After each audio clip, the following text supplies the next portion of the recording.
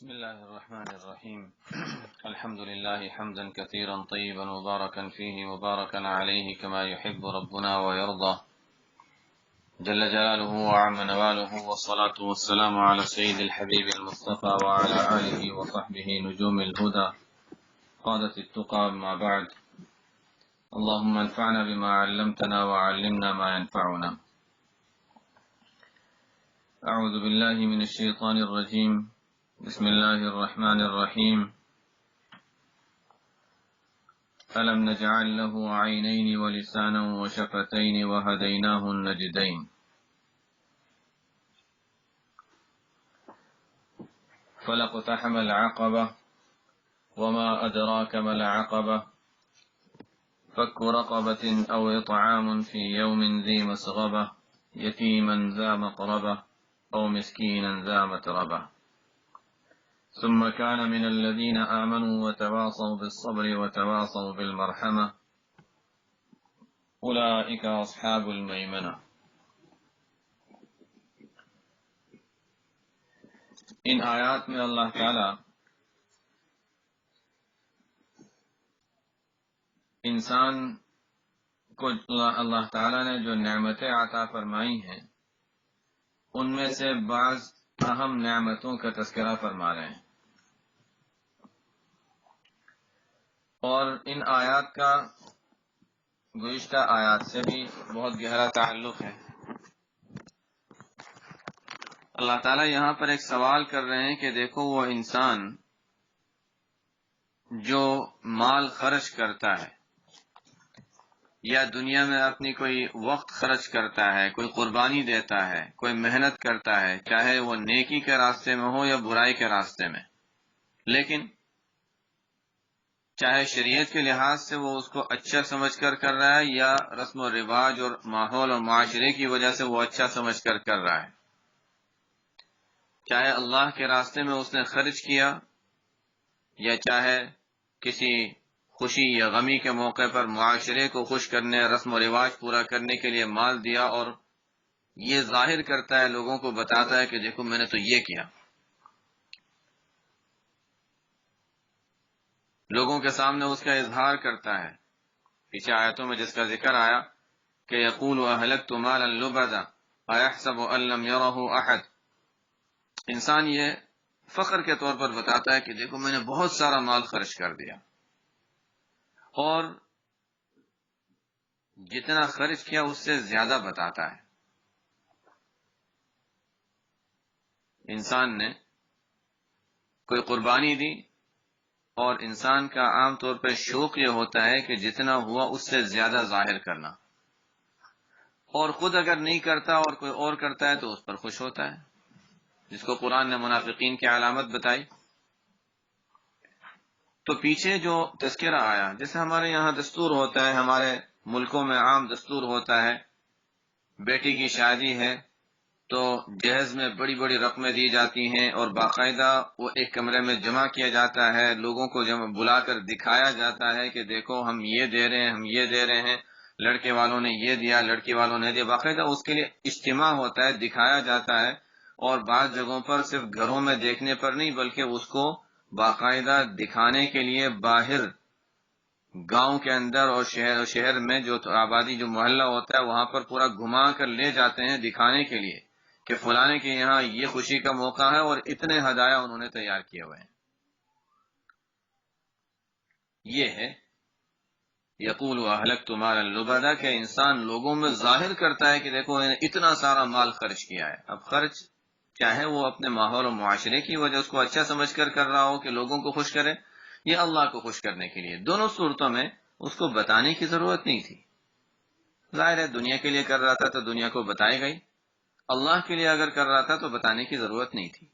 بہرحال یہاں پر وہ تو گزشتہ ہفتے والی آیات میں آ چکا تھا، اور اللہ تعالیٰ اس سے سوال کر رہے ہیں کہ جب تم نے خرچ کیا تو اگر اللہ کے لیے کیا تھا تو اللہ کو معلوم ہے، اور تم نے کتنا کیا وہ بھی معلوم ہے، تم جو ضرورت سے زیادہ یا جتنا تم نے خرچ کیا اس سے زیادہ بتا رہے ہو، جو جھوٹ بول رہے ہو وہ بھی اللہ کو معلوم ہے۔ ایحسب ان لم یرہ احد۔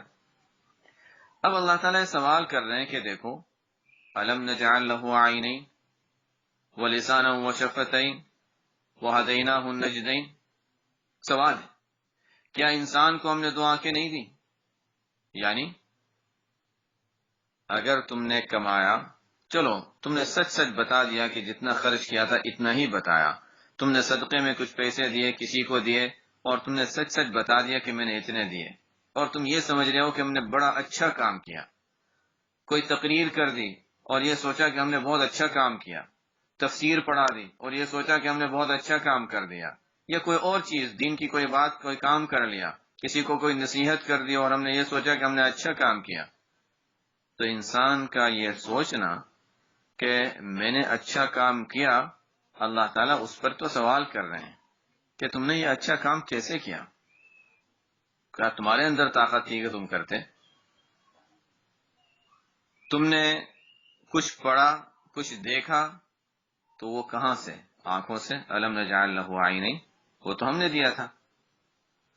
اچھا تم نے زبان سے کوئی بات کہہ دی، تو ہونٹ اور زبان تو ہم نے دی تھی. تو تم نے جو کچھ بھی کیا ہے وہ سب تو ہمارا تھا. تمہیں اگر وقت ملا تو وہ ہم نے دیا تھا، تمہیں اگر کوئی علم ملا تو ہم نے دیا تھا، اگر تم نے اپنی آنکھیں استعمال کی پڑھنے کے لیے تو ہم نے دی تھی، اگر بولا تھا تو ہم نے صلاحیت دی تھی بولنے کی. تمہارے اندر کون سی طاقت تھی کہ تم کچھ کرتے یا کچھ بولتے یا کچھ کہتے؟ یا دنیا کمانے میں انسان کہتا ہے میں نے اتنے ہزاروں خرچ کیے ہیں، چاہے صدقات میں یا چاہے معاشرے کو خوش کرنے میں یا رواج میں. تو اللہ تعالیٰ یہ پوچھ رہے ہیں چاہے تم اپنے لحاظ سے سمجھ رہے ہو کہ تم نے بڑا اچھا کام کیا، لیکن تم نے کمایا کیسے تھا؟ اگر تمہاری آنکھیں، تمہارے زبان اور ہونٹ نہ ہوتے اور تم ظاہری نعمتوں سے محروم ہوتے تو کیا تب بھی تم کما سکتے تھے؟ مال ملا کہاں سے ملا؟ ہم نے تو دیا. شہرت اور عزت ملی وہ کہاں سے ملی؟ ہم نے ہی دی تھی. اندھے ہوتے تو گھر میں بیٹھے رہتے، بول نہ سکتے، کوئی تمہارے پاس آتا نہیں. اللہ نے یہ نعمتیں دے کر تمہیں اس قابل بنایا کہ تم کچھ کر سکو، اور اب تم کہتے ہو کہ ہم نے کیا. یہ اللہ کی طرف سے سوال ہے، ہر انسان سے سوال ہے. الم نجعل لہ عینین. یہ تو ماقبل والی آیتوں سے اس کا جو جوڑ تھا اس لحاظ سے میں بتا رہا ہوں کہ پیچھے جو بات بتائی گئی اس کے مقابلے میں اب یہاں پر اللہ تعالیٰ یہ پوچھ رہے ہیں الم نجعل لہ عینین. تو ماقبل والی آیتوں میں جو تھا اس کے لحاظ سے جوڑ ہو گیا. اس کے علاوہ یہ آیتیں مستقل ہیں کہ اللہ تعالیٰ ہر انسان سے سوال کر رہے ہیں قرآن پڑھنے والے سے کہ دیکھو، بلکہ ظاہر ہے کہ ہر قرآن چاہے مسلمان ہو یا غیر مسلم جس کو بھی نصیحت کی جائے اس سے ایک سوال ہے کہ دیکھو تمہیں اللہ نے جو آنکھیں دی ہیں یہ کتنی بڑی عظیم نعمت ہے. جو آنکھوں سے محروم ہیں وہ کس طرح کی زندگی بیچارے گزارتے ہیں وہ وہی جانتے ہیں. ظاہر ہے انسان تصور نہیں کر سکتا کہ آنکھوں کے بغیر زندگی گزارے. پتہ ہی نہیں کہ سفید کیا ہوتا ہے اور سرخ کیا ہوتا ہے، پتہ ہی نہیں کہ شکلیں کیا ہوتی ہیں. ایک عجیب نعمت ہے. یعنی انسان کو آنکھوں کے ذریعے سے جو نعمتیں انسان کو اللہ تعالیٰ نے دی ہیں، اللہ تعالیٰ نے آنکھوں کے ذریعے سے جو نعمتیں دی ہیں انسان کو، اس ایک نعمت میں اتنی نعمتیں ہیں کہ انسان ان کو گن بھی نہیں کر سکتا. جس کو قرآن نے کہا وَإِن تَعُدُّوا نِعْمَتَ اللَّهِ لَا تُحْصُوهَا. ایک نعمت بھی اگر اللہ کی، یعنی آنکھ والی نعمت، ہونٹ والی نعمت، ایک نعمت بھی اگر شمار کرو تو اس کی وجہ سے جو نعمتیں تمہیں مزید حاصل ہو رہی ہیں ان کو تم شمار بھی نہیں کر سکتے. الم نجعل لہ عینین. مقصد کیا ہے؟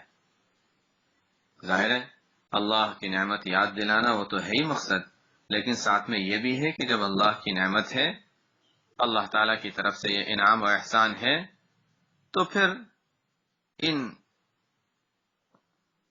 ان چیزوں کو اور اللہ تعالیٰ کی ان نعمتوں کو اللہ تعالیٰ ہی کے لیے استعمال کیا جائے اور اللہ ہی کی مرضی کے مطابق استعمال کیا جائے، اللہ تعالیٰ کی رضا کے مطابق استعمال کیا جائے.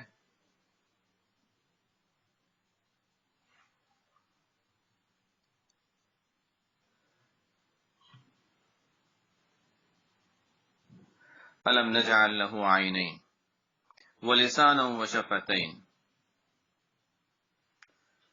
اور اللہ تعالیٰ نے انسان کو زبان بھی دی، وشفتین اور دونوں ہونٹ دیے. چاہے وہ جسم کے ایک ٹکڑے کے طور پر ہی ہوں، لیکن یہ جسم کے ایک ٹکڑے کے علاوہ ان کے ذریعے سے اللہ تعالیٰ نے انسان کو کیا کیا نعمتیں دیں کہ انسان بول کر اپنے دل کی بات دوسروں کے سامنے ظاہر کر سکتا ہے۔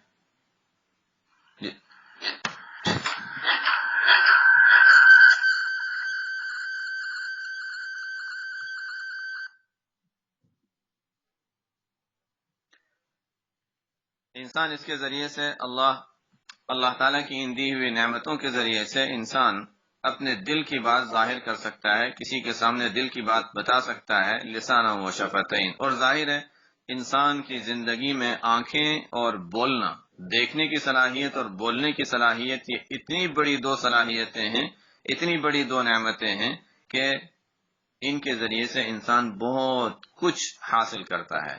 بہرحال اللہ تعالیٰ یہاں بتا رہے ہیں کہ دیکھو اللہ کی نعمتوں کو تم استعمال تو کرتے رہتے ہو، کوئی شخص روزانہ تمہیں کوئی چیز دیتا ہے، روزانہ دیتا ہے، تو انسان بھول جاتا ہے کہ اچھا مجھے فلانا یہ احسان کر رہا ہے میرے اوپر۔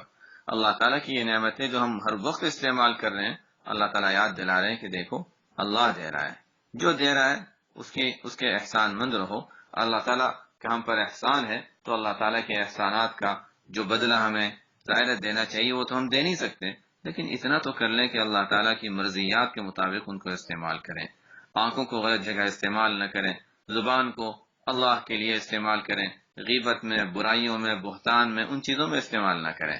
ہو گیا ہے اب تک کی زندگی میں جو ہوئے، آنکھوں کی نعمت کی ناقدری کی اور بولنے کی نعمت کی جو ناقدری کی ہے، اب توبہ کریں اور اب ان نعمتوں کو صحیح چیز میں استعمال کرنے لگ جائیں، بجائے غیبتوں کے اب تلاوت اور تسبیحات زبان پہ آ جائے، بجائے غلط چیزیں دیکھنے کے اب یہ ہے کہ قرآن دیکھنے اور دینی کتابیں دیکھنے میں یہ آنکھیں استعمال ہوں، تو یہ ان نعمتوں کی قدر کہلائے گی۔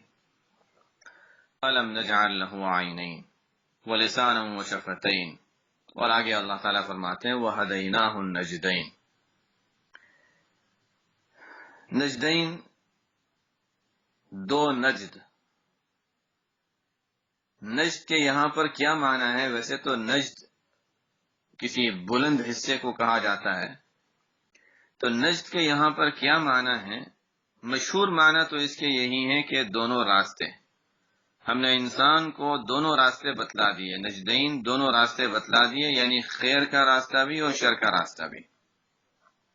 اب انسان کی مرضی ہے، عقل دی، آنکھیں دی، بولنے کی صلاحیت دی، اب انسان کی مرضی ہے، دیکھو یہ جنت میں کی طرف جانے والا راستہ ہے، لیکن یہ جنت کی طرف جانے والا راستہ اس میں کچھ رکاوٹیں بھی ہیں، اور یہ دوزخ کی طرف جانے والا راستہ ہے، ظاہراً تمہیں ایسا نظر آئے گا کہ اس میں کوئی رکاوٹ نہیں ہے، سیدھا سیدھا چلتے رہو، حالانکہ جب چلنا شروع کرو گے تو پتہ چلے گا کہ جنت کا راستہ وہ زیادہ آسان راستہ تھا اور دوزخ والا راستہ مشکل تھا، لیکن شروع میں دیکھنے میں انسان کو الگ معلوم ہوتا ہے، برعکس معلوم ہوتا ہے۔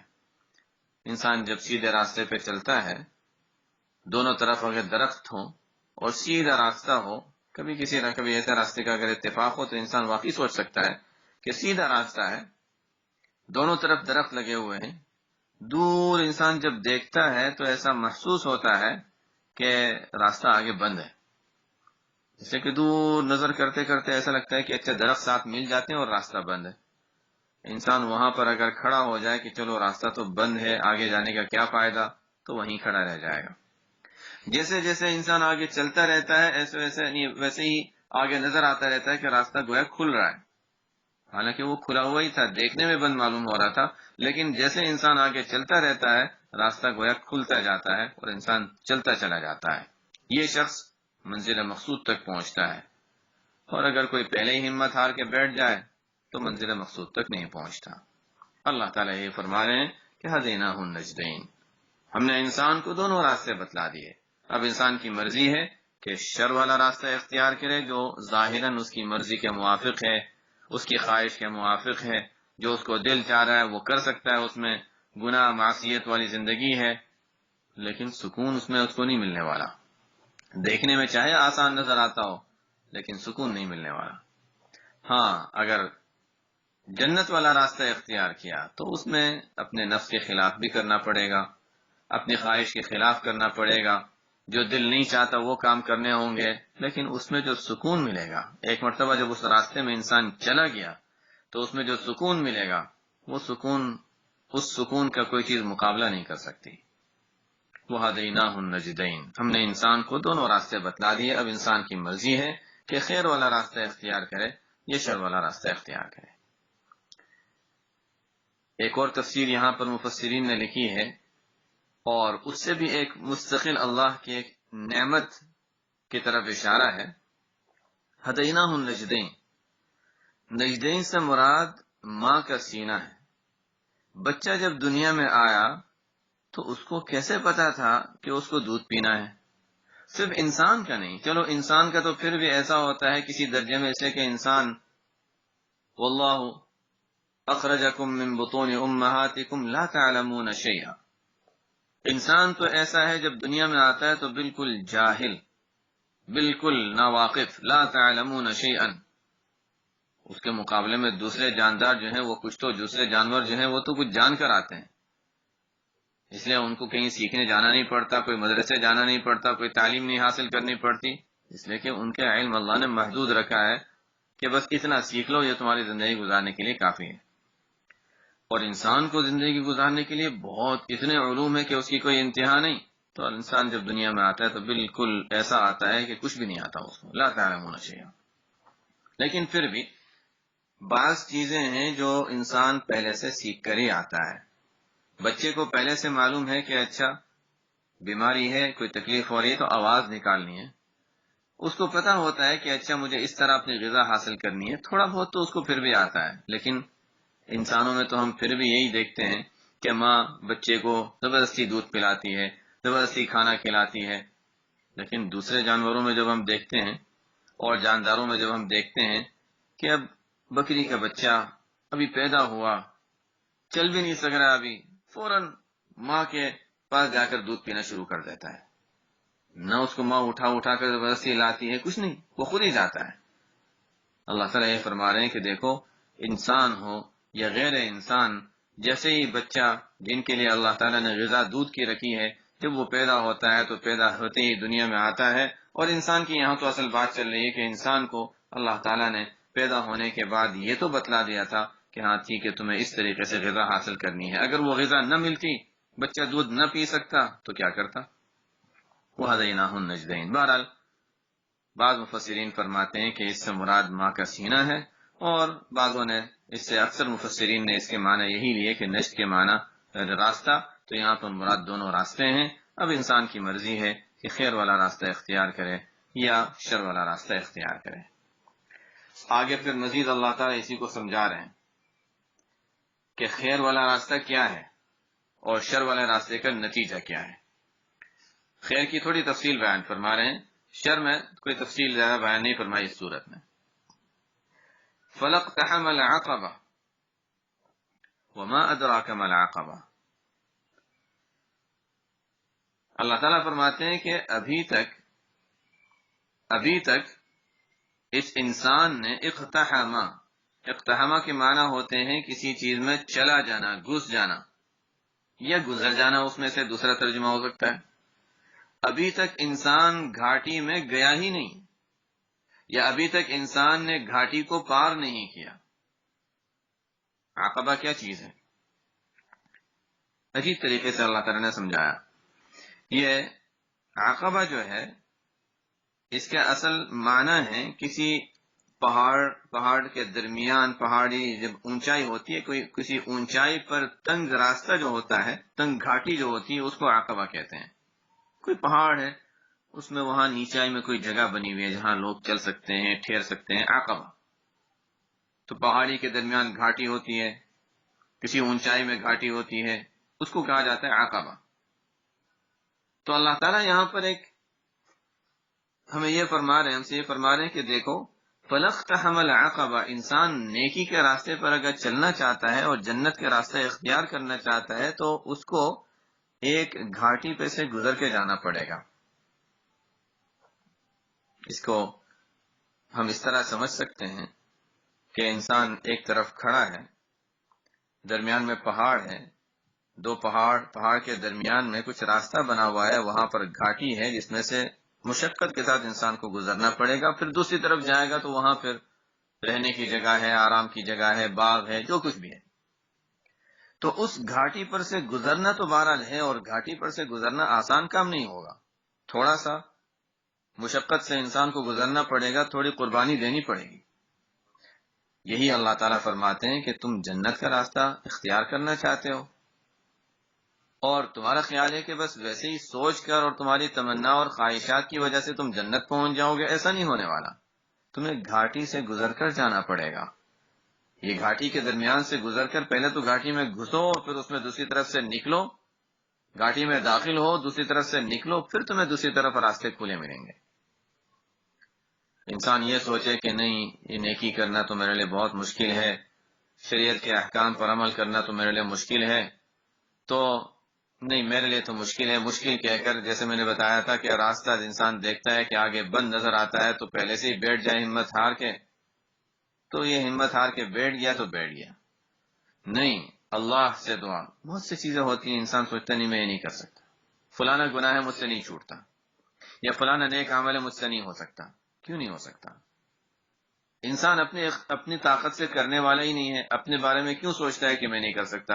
انسان کی سوچ بھی تو اللہ کی قدرت، اللہ کے اختیار میں ہے، اپنی طاقت پہ نہیں کرنے والے۔ اپنی طاقت سے اگر کرنا ہوتا تو فرض نماز بھی ادا نہ ہو سکتی، ایک فرض نماز بھی انسان نہ پڑھ سکتا۔ اپنی طاقت سے تو ویسے بھی نہیں کرنا ہے اللہ تعالیٰ کی توفیق سے۔ تو بس ہمارا کام کیا رہ جاتا ہے؟ ہمت، انسان ہمت کرے، مضبوط ارادہ کرے اور اللہ سے دعا مانگے، یہ کام ہمارا رہ جاتا ہے، ہمت، مضبوط ارادہ اور اللہ سے دعا۔ یہ نہ سوچے کہ میں کروں گا، اپنی طاقت سے انسان نے کیا اب تک جو آئندہ کرے گا۔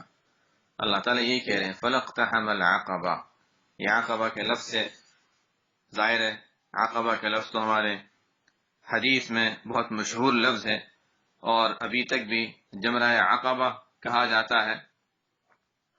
جمرات مینا میں جہاں کنکر مارے جاتے ہیں شیاطین کو، تو وہاں پر جمرہ اولا آتا ہے، جمرہ وسطیٰ آتا ہے، اور اخیری جو ہے اس کو جمرہ عقبہ کہتے ہیں۔ اصل میں یہ جمرہ عقبہ اس وجہ سے کہ وہاں پر ایک پہاڑی تھی، اور پہاڑی کے ساتھ وہاں پر ایک گھاٹی تھی، تو چونکہ یہ جمرہ اس کے قریب آتا تھا اس وجہ سے اس کو جمرہ عقبہ کہتے ہیں۔ یہ وہی عقبہ ہے جہاں پر آپ صلی اللہ علیہ وسلم نے ہجرت سے پہلے حج کے موقع پر مدینہ منورہ سے آئے ہوئے صحابہ جو تھے، انصار تھے، ان کو بیعت کیا تھا۔ سن 10 نبوت کے 10ویں سال بھی یہ واقعہ پیش آیا تھا، پھر 11 میں، پھر 12 میں یہ واقعہ پیش آیا۔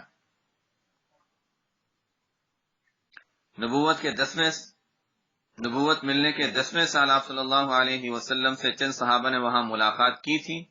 آپ صلی اللہ علیہ وسلم نے انہیں اسلام کی کچھ تعلیمات، کچھ باتیں بتائی تھیں۔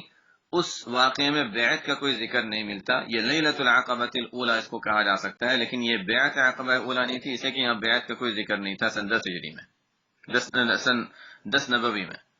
پھر نبوت کے 11ویں سال کچھ اور صحابہ آئے تھے انصار، وہ مسلمان ہوئے، کچھ اور حضرات آئے تھے انصار، وہ مسلمان ہوئے۔ اس وقت آپ صلی اللہ علیہ وسلم نے انہیں بیعت کیا تھا، یہ بیعت عقبہ اولی کہلاتا ہے۔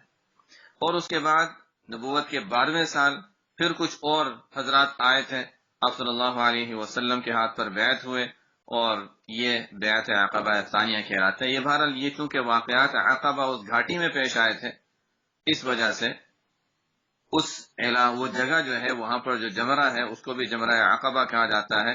ظاہر ہے جب مینا کی توسیع کا کام ہوا تو ایک عرصہ پہلے کی بات ہے، مینا کی توسیع کا کام ہوا تو یہ پہاڑی درمیان میں آ رہی تھی، وہاں پر جگہ کی ضرورت تھی، تو اس پہاڑی کو گرا دیا گیا۔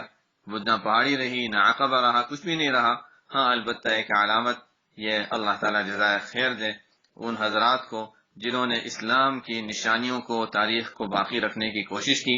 وہاں پر ایک مسجد بنا دی گئی، چھوٹی سی ایک مسجد، پرانے زمانے کی، نظر آتا ہے دیکھ کر انسان کو کہ وہاں پر پرانے زمانے کی ایک مسجد ہے۔ مسجد تو استعمال کے طور پر مسجد کے استعمال میں تو نہیں ہے، لیکن بہرحال معلوم ہوتا ہے کہ پرانے زمانے کی کوئی عمارت ہے، یہ وہی جگہ ہے، علامت کے طور پر بنائی گئی ہے جہاں پر آپ صلی اللہ علیہ وسلم نے بیعت عقبہ اولا اور بیعت عقبہ ثانیہ کے جو واقعہ پیش آیا تھا، جہاں آپ صلی اللہ علیہ وسلم نے مدینہ منورہ سے آئے ہوئے حضرات کو بیعت کیا تھا۔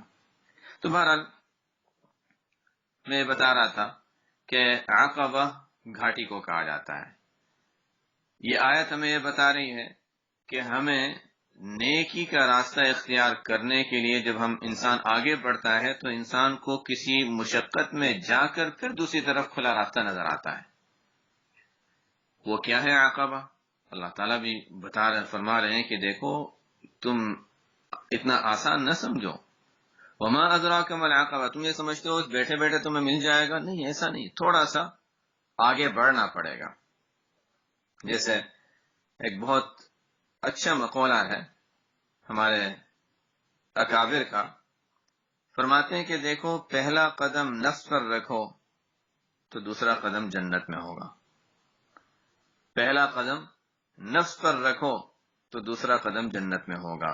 نفس کو بہرحال کچلنا پڑے گا۔ نفس چاہتا ہے، دل چاہتا ہے یہ کر لوں، دل چاہتا ہے یہ کر لوں، کسی نے ہمیں گالی دی، جواب دینے کا دل چاہتا ہے نہیں، معاف کر دو۔ نفس کے خلاف کرو، نفس کو روکو، اللہ کے احکام کو دیکھو، اللہ کی مرضیات کو دیکھو اور اپنے نفس کو روکو۔ انسان اگر اس کا عادی بن جائے تو دوسرا قدم اس کا جنت میں ہوگا۔ فَلَاقْتَحَمَ الْعَقَبَةَ وَمَا أَدْرَاكَ مَا الْعَقَبَةُ، اور آپ کو معلوم بھی ہے کہ وہ گھاٹی کیا ہے؟ جس گھاٹی سے تجاوز کر کے تم جنت میں جانا چاہتے ہو، معلوم بھی ہے کہ وہ گھاٹی کون سی ہے؟ وَمَا أَدْرَاكَ مَا الْعَقَبَةُ، آگے اللہ تعالیٰ فرماتے ہیں کہ دیکھو عقبہ کیا ہے۔ نمبر 1 فَكُّ رَقَبَةٍ، نمبر 2 اطعام فی یوم ذی مسغبہ یتیما ذا مقربہ او مسکینا ذا متربہ۔ اس کے بعد پھر آگے والی باتیں بیان کی۔ گھاٹی کو پار کرنا چاہ رہے ہو تو یہ عمل کرنا پڑے گا۔ وہ کیا؟ پہلی چیز ہے لفظی ترجمہ، رقبہ کا ترجمہ ہوتا ہے گردن، فکو کے معنی ہوتے ہیں چھڑانا، آزاد کر دینا، چھڑا دینا، کسی گردن کو چھڑا دینا۔ اس کے آسان سے معنی جو مشہور معنی ہے مفسرین نے بیان فرمائے، اور ظاہری مفہوم کے لحاظ سے اس کا جو مطلب بنتا ہے وہ تو یہ کہ کوئی شخص غلام ہے، اس غلام کو انسان خرید لے اور خرید کر آزاد کر دے، یہ ہے۔ یا اپنا غلام ہے، انسان اس کو آزاد کر دے۔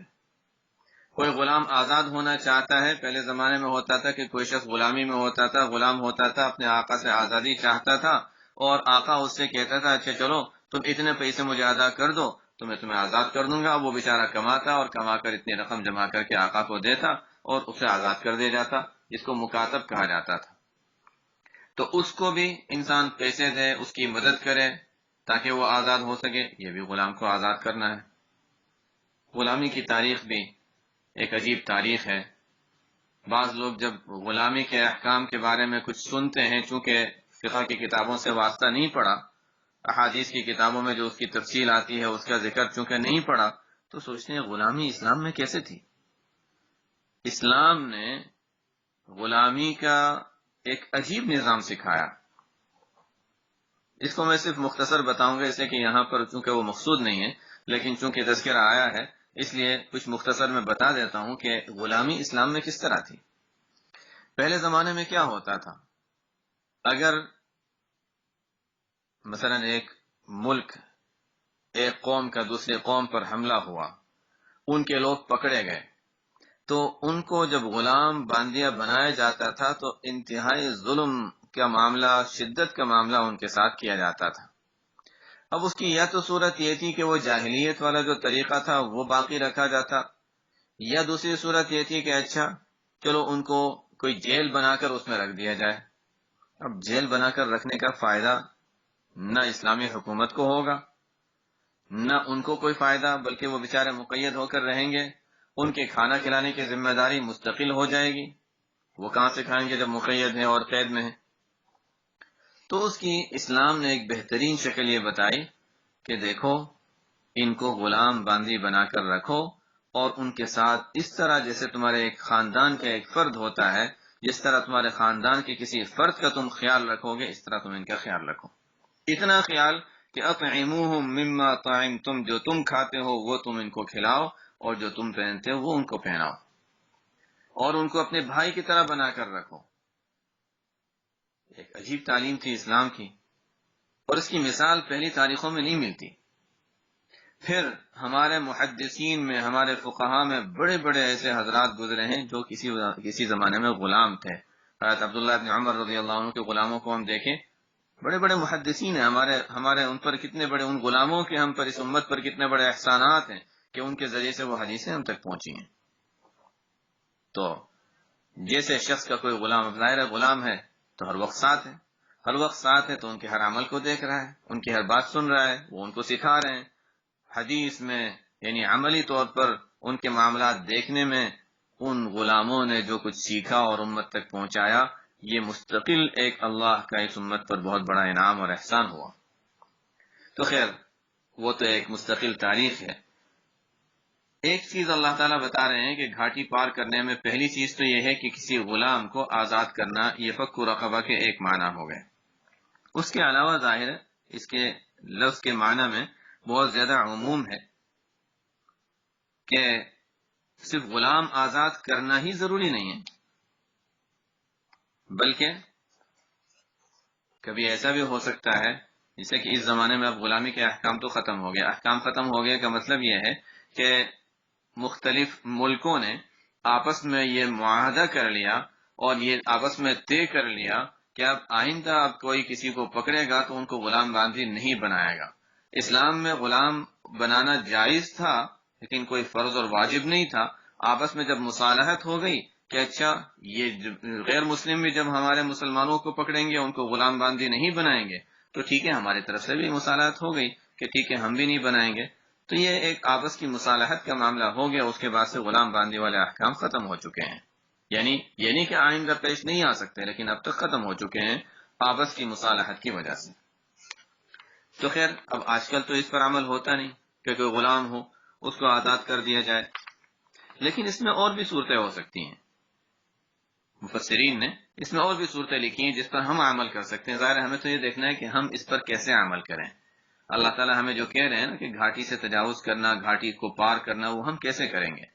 تو غلام تو ہے نہیں کہ ہم ان کو آزاد کریں۔ ہاں، اس کی دوسری جو تفسیریں مفسرین نے لکھی ہیں، دوسری صورتیں جو مفسرین نے لکھی ہیں، ان پر ہم کسی درجے میں عمل کر سکتے ہیں۔ ایک صورت یہ بھی لکھی ہے کہ انسان بسا اوقات مقروض ہوتا ہے، قرض میں دبا ہوا ہوتا ہے، تو یہ بھی ایسا ہی ہے جیسا بیچارہ کسی کے سامنے اس کی گردن جھکی ہوئی ہے، مقروض ہے، قرض میں دبا ہوا ہے۔ انسان پورا نہیں تو کچھ اس کے قرض کے رقم ادا کر کے یہ اس فضیلت کو حاصل کر سکتا ہے۔ اب دیکھو، غلام کو آزاد کرے گا کوئی شخص تو اس کو کیا تعریف ملے گی؟ غلام کیا کبھی اس کی کوئی تعریف کرے گا؟ یا غلام چلو تعریف کر بھی دے گا تو اس کی تعریف کتنے لوگ سنیں گے؟ یہ میں اس لیے بتا رہا ہوں کہ قرآن نے خاص طور پہ ان لوگوں کا جو ذکر کیا آگے، پھر یتیماً ذا مقربہ، مسکیناً ذا متربہ، ان لوگوں کا ذکر کیا، یہ نفس کو توڑنے والی چیزیں ہیں۔ کسی کے ذمہ قرض تھا تو ظاہر ہے بیچارہ کوئی تنگ دست ہوگا تبھی تو اس کے ذمہ قرض ہے، انسان اس کا قرض ادا کر دیتا ہے، فک رقبہ پر عمل کیا اس نے۔ اسی طرح کوئی کسی وجہ سے قید میں ہے، انسان اس کی قید چھڑانے کی کوشش کرتا ہے، اس کی آزادی کی کوشش کرتا ہے کہ نہیں کسی طریقے سے قید سے چھوٹ جائے، جیل میں ہے جیل سے نکل جائے، اس پر جو غلط کیس ہو چکا ہے اس سے وہ بری ہو جائے۔ یہ بھی غلام کو آزاد کرنا یا گردن چھڑانے کے عموم میں لفظ آ جاتا ہے، چاہے وہ غلام نہیں ہے، لیکن یہ القرآن کے الفاظ میں بہت عام الفاظ ہیں۔ قرآن نے غلام کے لفظ استعمال نہیں فرمایا بلکہ گردن کو چھڑانا۔ اب چاہے کسی کی گردن قرض کی وجہ سے کسی جگہ مقید ہو چکی ہے، کسی کی گردن کسی غلط شکایت کی وجہ سے جیل میں مقید ہو چکی ہے، ان لوگوں کو چھڑانے کی کوشش کرنا یہ بھی اس فضیلت میں انسان کو داخل کر سکتا ہے۔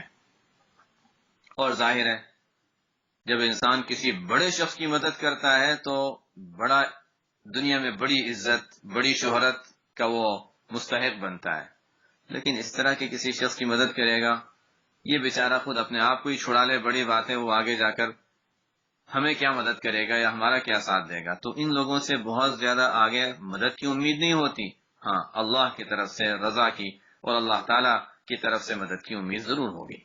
فک رقبۃ، تو پہلی چیز تو یہ کر لو، کوشش کرو کہ کوئی ایسا شخص تو نہیں ہے جو قرض کی وجہ سے دبا ہوا ہے، کوئی قید میں پریشان ہے، کسی اور طرح کی پریشانی میں مبتلا ہے، اس کی پریشانی سے اس کو چھڑانے کی کوشش کرو، پہلی چیز۔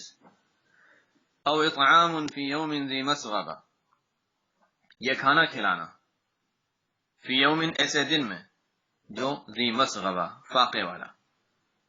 ایک تو ہے کہ انسان کے بینک میں پیسے بھرے ہوئے ہیں، اس میں سے $2-3 کبھی دے دیے، $5 کسی کو دے دیے، $10 کسی کو دے دیے۔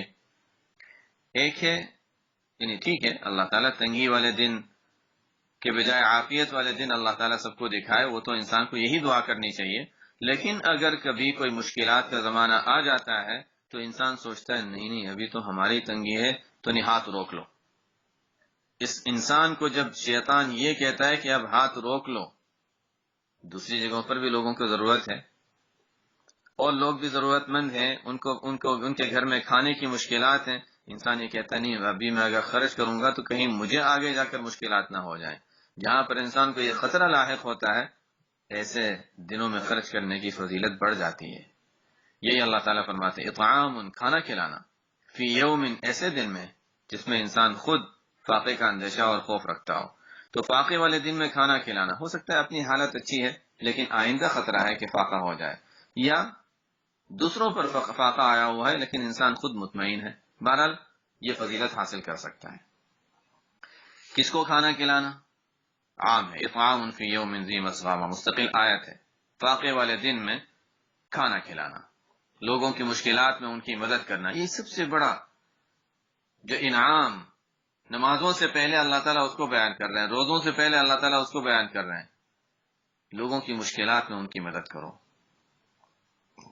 اور ان میں بھی کون لوگ مقدم ہوں گے؟ یتیما ذا مقربہ، یتیم رشتہ دار، رشتہ دار ہے یتیم ہے، تو یتیم کی مدد کرنا تو مستقل فضیلت رکھتا ہے، اس میں بھی اگر وہ رشتہ دار ہے، کوئی گھر کا فرد ہے، تو ظاہر ہے اس کی فضیلت اور بڑھ جاتی ہے۔ یہ اللہ تعالیٰ نے بڑی کام کی، جو انسان کی عام ضروریات میں انسان کو جس سے واسطہ پڑتا ہے، اور یہ جو قیدیں لگائی ہیں اس میں بھی بڑی چیزیں ہیں۔ ذی مسغبہ، انسان جب تنگی کا وقت آتا ہے تو اپنی خواہش، اپنی ضرورت، میری فلانی ضرورت، میری فلانی ضرورت، تو یہ ہے نفس کی گھاٹی سے انسان کو گزرنا ہے کہ نہیں، اپنے نفس کو چھوڑو اور دیکھو اللہ کی مرضی یہاں پر کیا ہے۔ پھر یتیم شخص، اس کا کوئی باپ ہے نہیں، کوئی اس کا بڑا جو تمہاری شکریہ آ کر ادا کرے، تمہیں کوئی آگے تمہاری شہرت کا ذریعہ بنے، آئندہ تمہیں اس کا صلہ دے، ظاہر اس سے کیا امید رکھی جائے گی؟ انسان جو کرے گا وہ اپنے نفس کے خلاف دنیا حاصل کرنے کے لیے نہیں، صرف اللہ کے لیے کرے گا۔ یتیم، اور وہ بھی گھر کا فرد ہے، گھر کا آدمی ہے، تو اس میں فضیلت اور بڑھ جاتی ہے۔ یہ خاص طور پر اللہ تعالیٰ جو یتیم کے ساتھ حسن سلوک کا معاملہ کی تاکید فرما رہے ہیں، احادیث میں بھی اس کی بڑی فضیلت آئی ہے۔ یہ دو بعض حضرات جو کرتے ہیں کہ مختلف جگہوں پر جو بچے ہوتے ہیں جن کو کوئی پالنے والا نہیں ہوتا، یتیم خانے میں پڑے ہوتے ہیں، یا ان کو کوئی دیکھ بھال کرنے والا نہیں ہوتا، اور خود لے کر ان کی پرورش کرتے ہیں، بڑی فضیلت کی چیز ہے یہ۔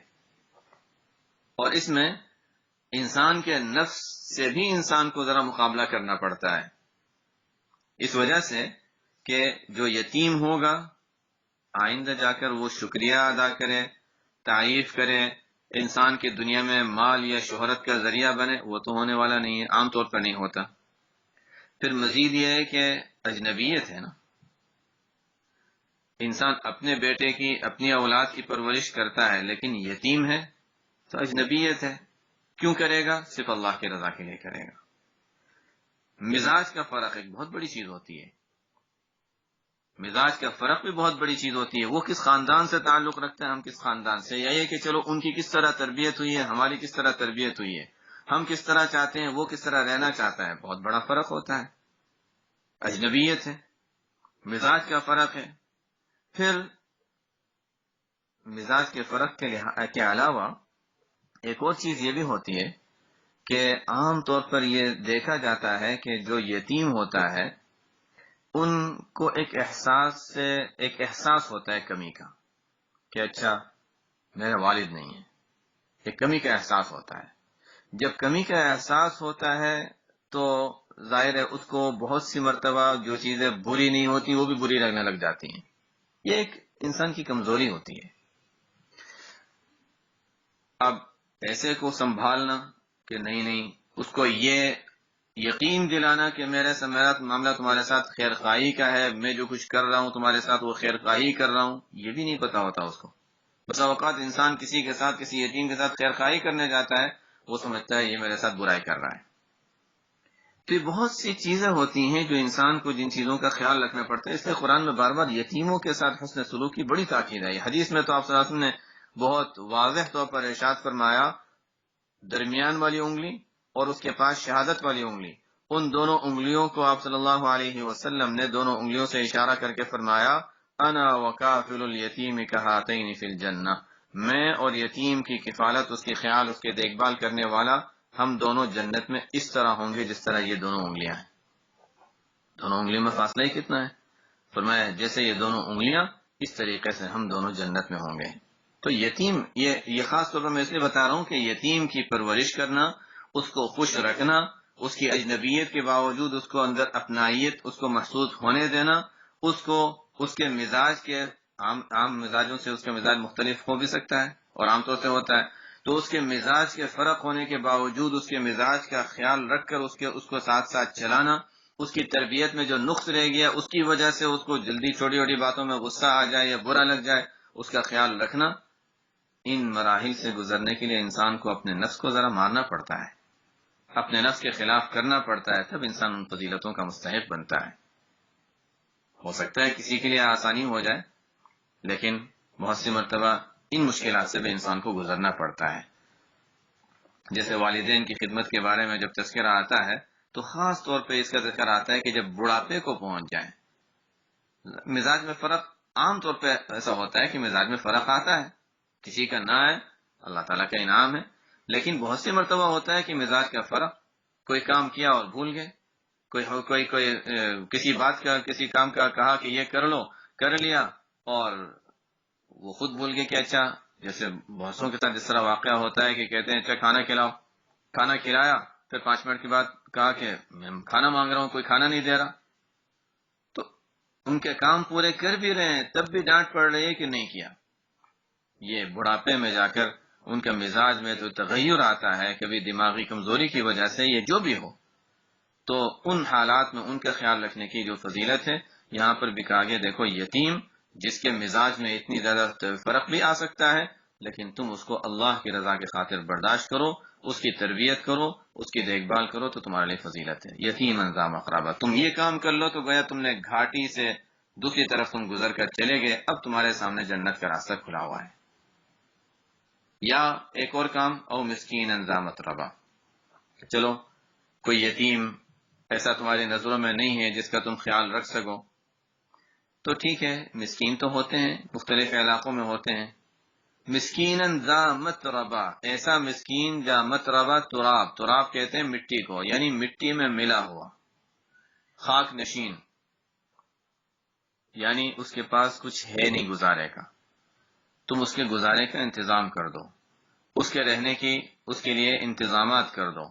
جو دنیا میں اگر جس علاقے میں انسان رہتا ہے وہاں نہیں ہے، تو دنیا کے دوسرے بہت سے ایسے علاقے ہیں جہاں پر لوگ مٹی پر سوتے ہیں، ان کے پاس رہنے کے لیے خیمہ بھی مشکل سے ان کو میسر ہوتا ہے. ایسے لوگوں کے لیے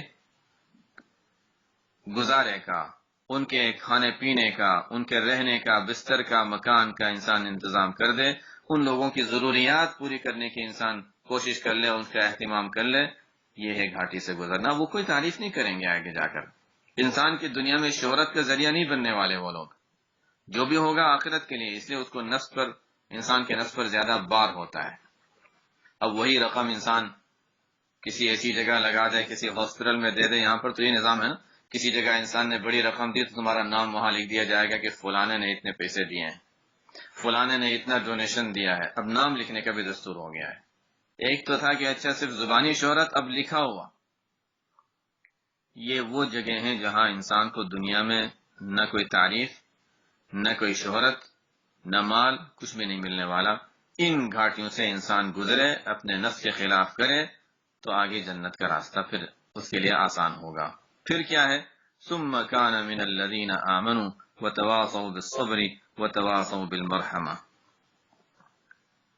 اب عجیب بات ہے کہ ہم نے تو اب تک یہی پڑھا تھا کہ انسان پہلے ایمان، پھر عمل صالح، اور عمل صالح میں نماز پہلے آتی ہے۔ یہاں پر اللہ تعالیٰ فرماتے نہیں گھاٹی سے گزرنا ہے تو پہلے تمہیں یہ کرنا پڑے گا، اطعام فی یوم ذی مسغبہ یتیما ذا مقربہ او مسکینا ذا متربہ ثم کان من الذین آمنوا۔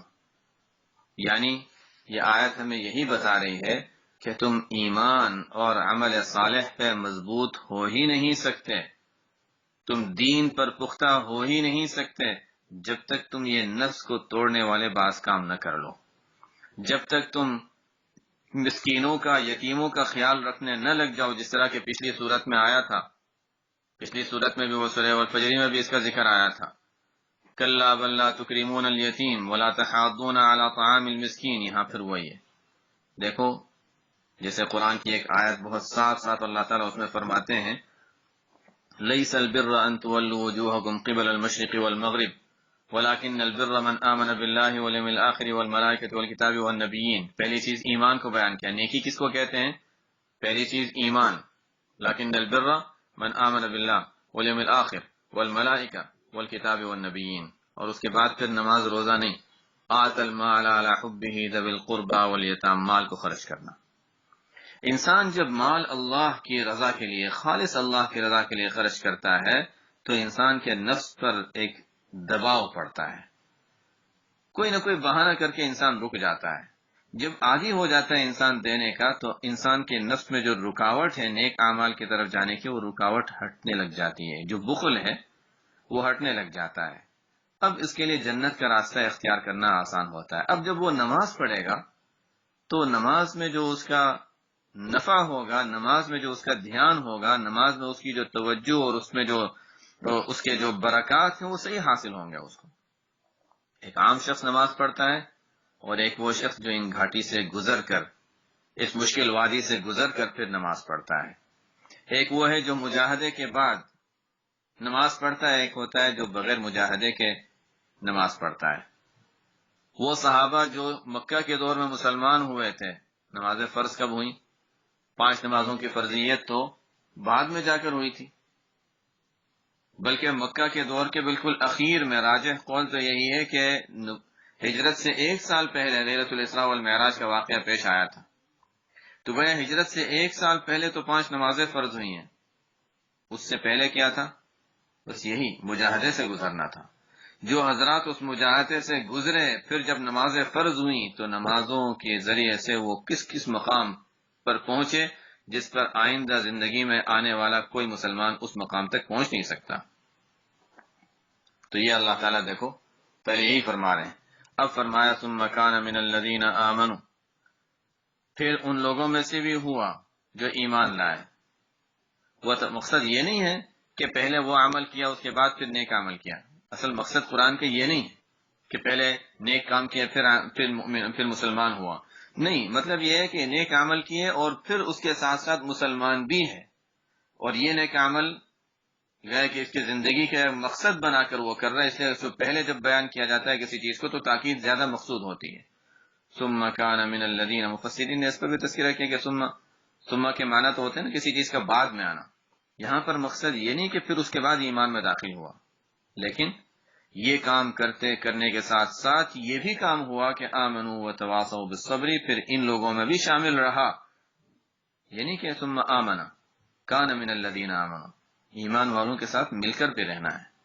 انسان اپنی تنہائی والی زندگی نہ گزارے بلکہ ایمان والوں کے ساتھ مل کر رہنا ہے، مردوں کو مسجد کی جماعتوں میں شامل ہونا ہے، اور ظاہر ہے اس سے کسی کو کے لیے فائدے کا ذریعہ انسان بن سکتا ہے، یا انسان کے لیے دوسرا کوئی فائدے کا ذریعہ بن سکتا ہے۔ آپس میں جوڑ بھی رکھنا ہے، دوسروں کی خیر خواہی بھی دیکھنی ہے، صرف اپنی زندگی نہیں گزارنی۔ مردوں میں بھی یہی چیز ہے، ظاہر ہے مردوں عورتوں کی کوئی خیر نہیں ہے، مردوں میں بھی یہ چیز ہے، عورتوں میں بھی یہ ہے کہ ایمان کے ساتھ، آمنو کے ساتھ، وتواصوا بالحق، یہ گھاٹی سے پار کرنے کے طریقے اللہ تعالیٰ بتا رہے ہیں۔ مال خرچ کرنا، کوئی پریشانی میں ہے اس کی پریشانی سے اس کو نجات دلانے کی کوشش کرنا، ایمان پر جمے رہنا، ایمان والوں کے ساتھ رہنا، ان کے ساتھ جمے رہنا، تواصوا بالصبر، اور صبر کی ایک دوسرے کو تاکید کرنا۔ اگر صبر نہیں تو دین بھی نہیں رہے گا۔ صبر ہی سے تو انسان نیک عمل کرتا ہے، گناہوں سے بچتا ہے، تکالیف کے موقع پر صبر کرتا ہے، صبر کی تمام اقسام اس میں آ جاتی ہیں۔ تو ایک دوسرے کو تاکید بھی کرتے رہے، نہیں کوئی حرج نہیں، مشکل لگ رہا ہے، عام طور سے ہمارا مزاج یہ ہوتا ہے، اچھا یہ کام چلو کوئی بات نہیں چھوڑ دو، گنجائش بھی تو ہے نا، نہیں، تاکید یہ کرو کہ نہیں کوئی بات نہیں، کوشش کرو، اور کوشش کرو کہ بہتر جو صورت ہے شریعت میں اس پر عمل کیا جائے۔ تواصوا بالصبر، صبر کی ایک دوسرے کو تاکید کریں۔ اس میں بھی ہم کبھی تشدد اختیار کر لیتے ہیں کہ صبر کی تاکید کرنے کا مطلب ہے ترغیب کے انداز میں کہنا، یعنی کہ نہیں کرنا ہی پڑے گا۔ شریعت نے ایک چیز کی اجازت دی، ایک چیز کو بہتر قرار دیا۔ بہتر جو ہے اس کو عزیمت کہا جاتا ہے، اور جو اس کی گنجائش دی ہے اس کو رخصت کہا جاتا ہے۔ تو عزیمت پر انسان خود عمل کرے، اپنے قریب کے متعلقین ہوتے ہیں ان کو بھی ترغیب دے دے کہ ہاں عزیمت پر عمل کر لو، لیکن عزیمت پر عمل کرنے کا مطلب یہ نہیں کہ جو رخصت شریعت نے دی ہے ہم اس کو بھی کہیں کہ وہ نہیں، رخصت ہے ہی نہیں، جس چیز کی شریعت نے اجازت دی وہ اجازت ہی رہے گی۔ ہاں انسان بہتر پر عمل کرے وہ بہتر ہے۔ وتواصوا بالصبر، تو ایک دوسرے کو صبر کی تاکید کرتے رہیں۔ وتواصوا بالمرحمہ، اور ان لوگوں میں سے ہوا جو ایمان لائے اور ایک دوسرے کو صبر کی تاکید کرتے رہتے ہیں، اور ایک دوسرے کو ہمدردی، ایک دوسرے کے ساتھ ہمدردی اور خیرخواہی، مرحمہ رحمت، اس کی بھی تاکید کریں۔ دیکھو دوسروں کے لیے فائدے کا ذریعہ بنو، دوسروں کی خیر خواہی کرو، دوسروں کو راحت پہنچاؤ، دوسروں کے لیے بھلائی کا ذریعہ بنو، یہ تواصوا بالمرحمہ۔ کسی نے غلطی کر دی اس کو معاف کر دو، یہ نفس کے خلاف چیزیں ہیں، نفس کو توڑنے والی چیزیں ہیں۔ کسی نے برائی کی ہم ان کے ساتھ اچھائی کریں، وَأَحْسِنْ إِلَىٰ مَنْ أَسَاءَ إِلَيْكَ، کوئی تمہارے ساتھ ہمارے ساتھ برائی کرتا ہے ان کے ساتھ ہم اچھائی کریں۔ اللہ تعالیٰ کو یہ صفتیں بہت زیادہ پسند ہیں، اور اس کو اللہ تعالیٰ فرما رہے کہ یہ کام کرو، یہ کام کرو گے تو آگے تمہارے لیے جنت کا راستہ کھلا ہوگا۔ پہلے تو تمہیں اپنے نفس کے خلاف بعض اعمال کرنے پڑیں گے، اس سے فائدہ یہ ہوگا کہ تمہارے لیے نماز اور یہ جو عبادتیں ہیں ان کے راستے کھولیں گے اور وہ کام آسان ہو جائیں گے، اور یہ کرو گے تو تمہارے لیے آگے جنت کے راستے اور دروازے کھلے ہوں گے۔ ثم كان من الذين آمنوا وتواصوا بالصبر وتواصوا بالمرحمہ اولئک اصحاب المیمنہ، یہی لوگ ہیں جو دائیں والے ہیں۔ اس کی تفصیل پہلے بھی شاید کہیں آئی ہے یا انشاءاللہ پھر آ جائے گی، لیکن خیر ہاں ابھی تو یہاں قریب میں کوئی ایسی صورت نہیں ہے جس میں اس کا تذکرہ ہو۔ اصحاب المیمنہ کا مطلب کیا ہوا؟ یہ وہ لوگ ہیں جن کو نامہ اعمال دائیں ہاتھ میں دیا جائے گا۔ میمنہ یمین، دائیں والے، قیامت کے دن ان کو کہا جائے گا دائیں طرف جنت ہے، اس طرف چلے جاؤ۔ اسی طرح بعض فرماتے ہیں کہ میمنہ یمنن سے ماخوذ ہے، ایک تو ہوتا ہے یمین، یمین کے معنی دائیں سیدھے کے آتے ہیں، دائیں طرف کے، تو دائیں والے ہیں یعنی دائیں ہاتھ میں ان کو نامہ اعمال دیا جائے گا، اور جنت دائیں طرف ہوگی، ان کو کہا جائے گا کہ اس طرح دائیں طرف چلے جاؤ سیدھے جنت میں۔ یہ یمنن سے ماخوذ ہے، یمن کے معنی برکت کے آتے ہیں۔ اولئک اصحاب المیمنہ، یہ لوگ ہیں جو جن میں اللہ تعالیٰ نے خیر و برکت رکھی ہے۔ والذین کفروا بآیاتنا، جن لوگوں نے ہماری آیات کے ساتھ کفر کیا، یہ تو پیچھے ایمان والوں کا اور اللہ کے پاس قرب حاصل کرنے والے، اللہ کی رضا حاصل کرنے والوں کا تذکرہ تھا۔ اب مختصراً جو غیر مؤمن ہیں ان کا انجام بیان کیا جا رہا ہے۔ والذین کفروا بآیاتنا، جن لوگوں نے ہماری آیات کے ساتھ کفر کیا، اولئک اصحاب المشأمہ، وہ برائی والے، یا مشأمہ شؤم، بدبختی اور نحوست والے لوگ ہوں گے، برے لوگ ہوں گے، لیکن مشہور معنی اس کے یہ ہے کہ بائیں ہاتھ میں جن کو نامہ اعمال دیا جائے گا، اور میدان محشر میں ان کو کہا جائے گا بائیں طرف دوزخ ہے اس طرف چلے جاؤ، اس لحاظ سے ان کو اصحاب المشأمہ کہا جاتا ہے۔ علیہم نار مؤصدہ، ان پر آگ بند کر دی جائے گی۔ ایک تو آگ، اور آگ بھی ایسی جگہ جہاں ہر طرف سے بند ہو، تو گرمی بھی اس کی اور زیادہ بند رہے گی، کہیں پہ تھوڑی سی بھی ہوا کا راستہ نہیں ہوگا، اور اگر وہ نکلنا بھی چاہیں تو آس پاس میں دیواریں آگ کی بنی ہوئی ہوں گی، وہ نکل کے جا بھی نہیں سکتے کہیں۔ یہ ہے علیہم نار مؤصدہ، ان پر آگ بند کر دی جائے گی۔ اور آگے ویل لکل ہمزۃ لمزہ، اس صورت میں اس کی مزید تھوڑی اس کے متعلق مزید تذکرہ انشاءاللہ آ جائے گا۔ بہرحال اللہ تعالیٰ نے یہاں پر ہمیں کچھ نصیحتیں کی ہیں اور کچھ اعمال بتائے ہیں جن کو اختیار کرنے کی انسان کوشش کرے، ان اعمال کو اختیار کرے، اور اس کی بعض اعمال وہ ہیں چونکہ ان کا آگے تذکرہ آ رہا ہے اور ابھی وقت بھی ختم ہو گیا، جیسے سورہ والعصر میں بھی انشاءاللہ بعض اعمال کا تذکرہ آئے گا تو وہاں پر انشاءاللہ مزید تفصیل آ جائے گی۔ بڑی چیز جو ہمیں سکھائی گئی ہے وہ یہ ہے کہ دیکھو اپنی نماز روزوں کا تو خیال رکھنا ہے، وہ تو ٹھیک ہے، لیکن لوگوں کو راحت پہنچانا، لوگوں کی خیر خواہی کرنا، لوگوں کی تکلیف میں ان کا ساتھ دینا اور ان کی پریشانیاں دور کرنے کی کوشش کرنا، یہ بھی اسلام میں ایک اہم ترین عبادت ہے اور ان چیزوں کا بھی خیال رکھنے کی ضرورت ہے، اور خاص طور پہ ان میں بھی وہ مواقع جہاں پر تمہیں کوئی تعریف کی یا دنیا میں کوئی نفع ملنے کی امید نہ ہو۔ عام طور پر انسان ایسی جگہوں پر پیچھے رہتا ہے کہ نہیں کچھ ملنے والا تو ہے نہیں، ہاں کوئی بڑا آدمی ہے تو اس کی تکلیف دور کرنے کے لیے سب پہنچ جاتے ہیں کہ چلو ابھی ہم اس کی تکلیف دور کریں گے، آگے جا کر ہمیں اس سے فائدہ پہنچے گا۔ تو جہاں کوئی فائدے کی امید نہیں ہوتی وہاں انسان پیچھے ہٹتا ہے، ان مواقع پر آگے بڑھنے کی خاص طور پہ ترغیب دی ہے، نفس کے خلاف کرنے کی خاص طور پہ ترغیب دی اللہ تعالیٰ۔ بہرحال اللہ تعالیٰ نے تو ہمیں نصیحتیں کی ہیں، اگر اللہ تعالیٰ یہ نصیحتیں نہ فرماتے تب بھی ہمیں خود سوچ کر یہ کرنا چاہیے تھا کہ اللہ تعالیٰ کو جو چیزیں پسند ہیں ہم کوشش کریں، معلوم کریں۔ اللہ تعالیٰ نے ہمیں بتا دیا کہ مجھے یہ پسند ہے، اللہ تعالیٰ نے ہمیں بتا دیا یہ ہمیں پسند ہے، یہ مجھے پسند ہے، یہ اعمال کرو، اب ہماری مرضی ہے۔ اللہ تعالیٰ فرما رہے ہیں کہ ہدیناہ النجدین، میں نے دونوں راستے بتا دیے، یہ جنت کا راستہ ہے، دوزخ کا، اب تم جو اختیار کرنا چاہو کر لو۔ اللہ تعالیٰ ہم سب کو جو جنت والا راستہ ہے، جو اللہ کی رضا والا راستہ ہے، جو راستہ اللہ کو پسند ہے، جو اعمال اللہ تعالیٰ کو پسند ہے، اللہ تعالیٰ وہ اعمال کرنے کی ہم سب کو توفیق عطا فرمائے، ہمارے لیے وہ اعمال آسان فرمائے۔ بس اوقات رکاوٹیں آتی ہیں، نفس کی، شیطان کی، مختلف قسم کی رکاوٹیں آتی ہیں،